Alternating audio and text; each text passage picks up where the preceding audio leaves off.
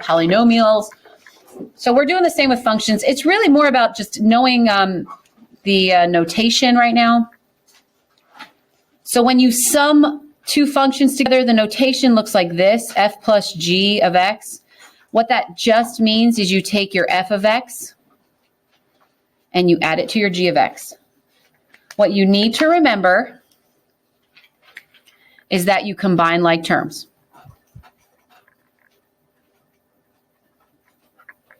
That's all you do. Combine your like terms. Put your x's with your x's, your x squareds with your x squareds. Make it all one polynomial or one fraction looking thing.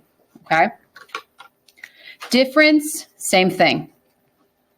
You do f minus g of x. You just take your f of x and you subtract your g of x. Now, I will say on this one, what you want to be careful of is this minus sign, because you are subtracting an entire function, which means that you're probably going to have to distribute that negative through, maybe. So please be careful of that one right there, just distributing that negative through.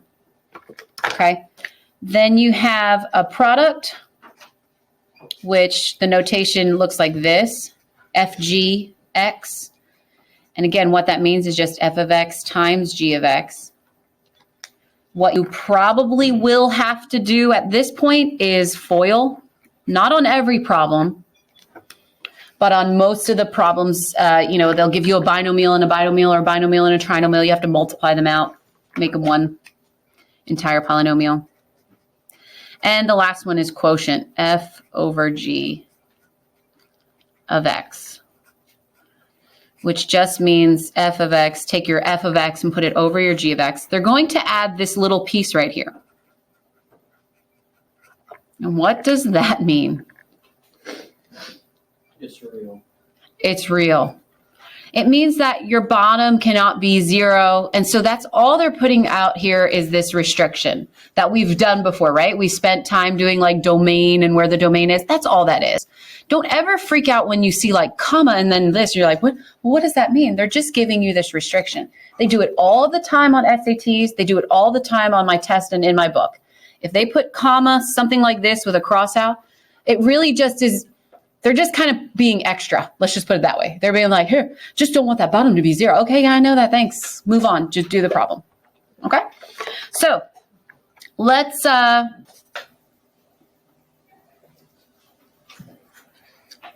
right, now your job is cleaning it up.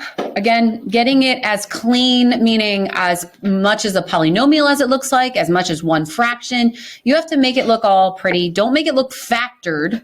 Don't make it look like it's in parentheses. Clean off all the parentheses. So for this first one, f plus g of x, you just take your f function, which is x squared plus 4x, and you add it to your g function, which is root x plus 2, square root of x plus 2. Can that be cleaned up anymore from your knowledge of mathematics? Nah, that's done. Will some of your homework problems be that easy tonight? Yes. It's just, there's nothing more you can do. Okay? Well, let's do this one now. So this says the f times h of x. So you take, again, your f function, which is x squared plus 4x, and you're going to multiply it to 2 over 3x minus 5. Okay, so now here's the thing. You cannot leave this one like this. You have to make this all one fraction. It's got a fraction, you're multiplying one fraction. You got to go back to your fraction rules. Do you need to find a common denominator? Yes or no? No, not when you're multiplying. We don't need, well, you just need to, you need to multiply across. Multiply across. Put that over 1. So you would have x squared plus 4x times 2, which you can distribute to x squared plus 8x over 1 times 3x minus 5, 3x minus 5. And then look at this and see if anything can be factored on top. You could factor the top to be, you could factor out a 2x. You'd be left with x plus 4, correct? But can that cancel with anything on the bottom? Can you cancel these x's, yes or no? No. Please no. I cannot stand when people think, oh yeah, I can just cancel this x. No, you cannot. This is its own quantity. 3x minus 5 can only cancel out with another 3x minus 5. You only cancel when you have factors on top and factors on bottom. Okay? So really, your final answer is this. That's it. You could write it as 2x times x plus 4 on the top. That's fine with me, but I would like it all as simplified as you can. So there's that one. Let's do one more here. Let's do f minus h. So f again is x squared plus 4x minus 2 over 3x minus 5. Oh, here we go again. Fractions. This has a denominator of 1. You have to make this one fraction. Do I need a common denominator here now? Do. Yes, I do. What is the common denominator? 3x minus 5. So I don't know how Miss Davis did it. This is how I do it. I make them both 3x minus 5s. This one you just have to multiply by 1 because that would multiply by 1 to get that bottom. But how does a 1 become a 3x minus 5? What do you need to multiply by? 3x minus 5, which means you have to FOIL this out actually. So let's see what that would be. Actually, should make this longer.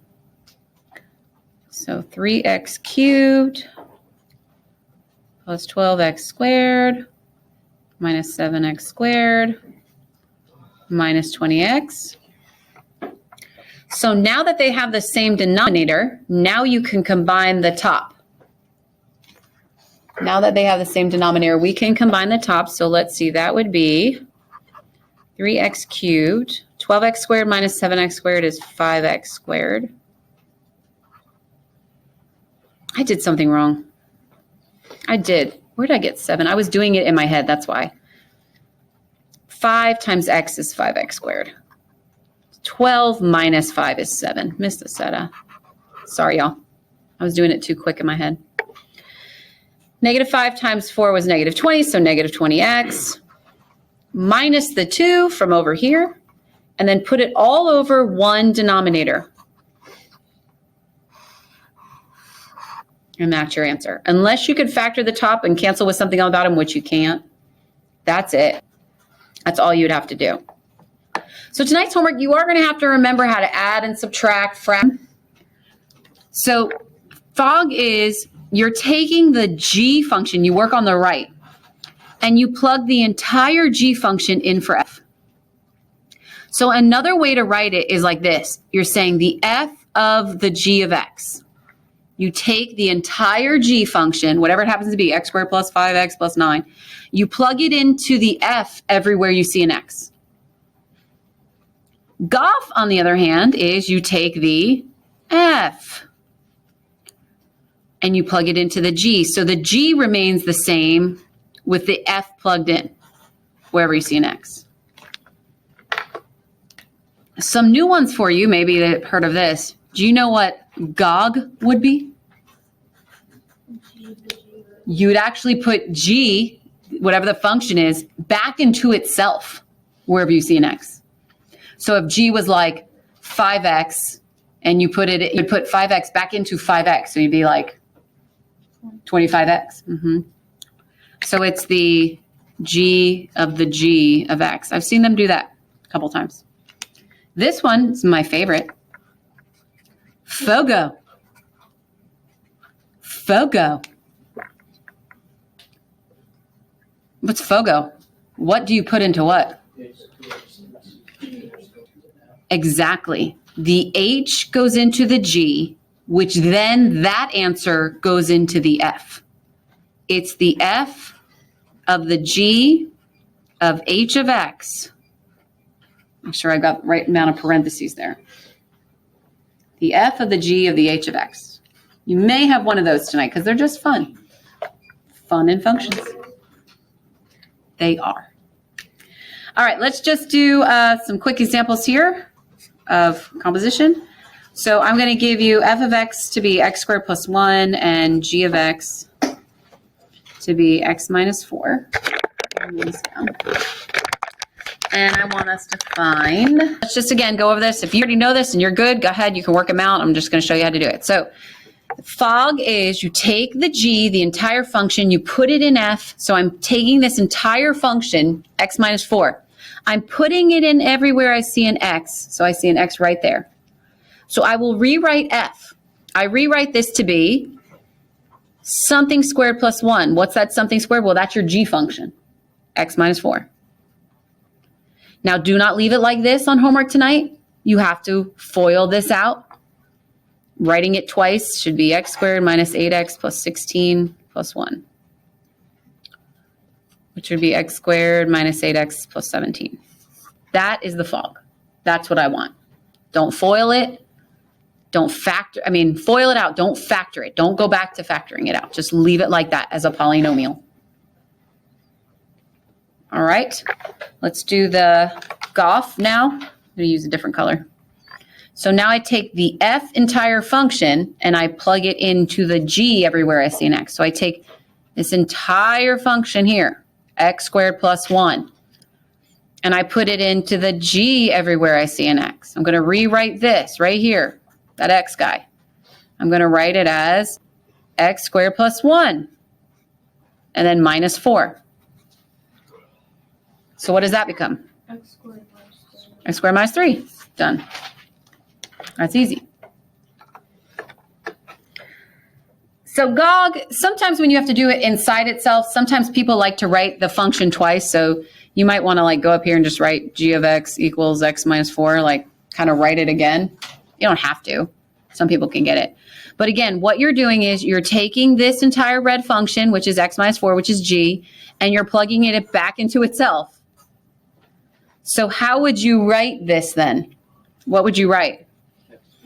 X minus 4 minus 4, which is actually x minus 8. Did that make sense to you? Yeah. This is the g going back into the g.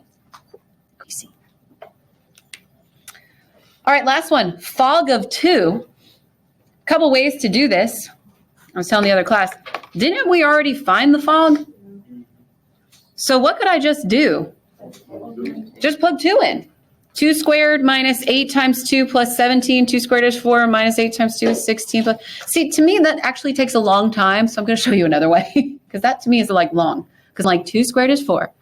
4 minus 8 times 2 is 16. And I don't know. Maybe it's just me. But you can do it that way. You'll get the same answer. But let me show you a different way. Plug 2 into G right now. What's 2 minus 4? Negative 2. Take negative 2 and plug it in right here. What's negative 2 squared? 4 plus 1 is? You'll get the same answer as if you did 2 squared minus 8 times 2 plus 17. That's 4 minus 16 plus 17. That is negative 12. See, to me, this just takes forever. I don't know. Maybe it's just me. You could probably get it. But either way, same answer. How are you feeling? Good so far? All right, my last example, in two functions f and g, such that the h of x is equal to the fog.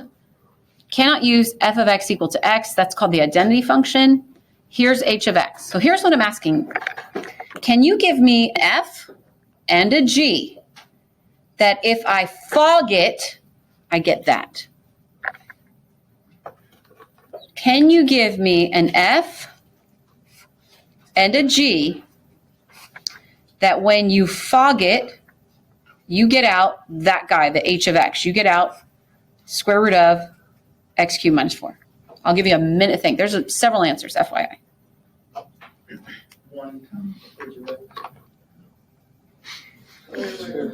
Square root of x. Which one could be the square root of x? Oh, so if this was the square root of x, what would this have to plug in here to get that? Exactly.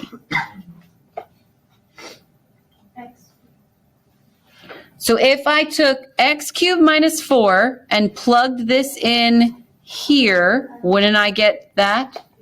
Oh, think of another one. I know, you're like, no, I can't. That's good enough for me. It's good enough, good enough.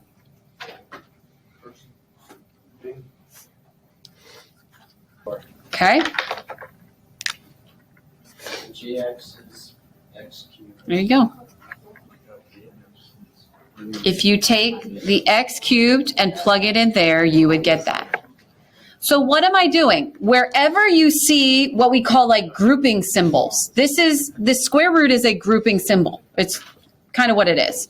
So you kind of put like a blank slate right there and then take my finger and make that your other F or whatever, your other G.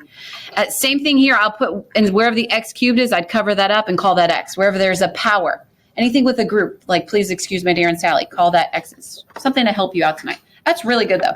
Really will help you out with when we do in calculus, like derivatives and product rules and stuff like that. All right, so that's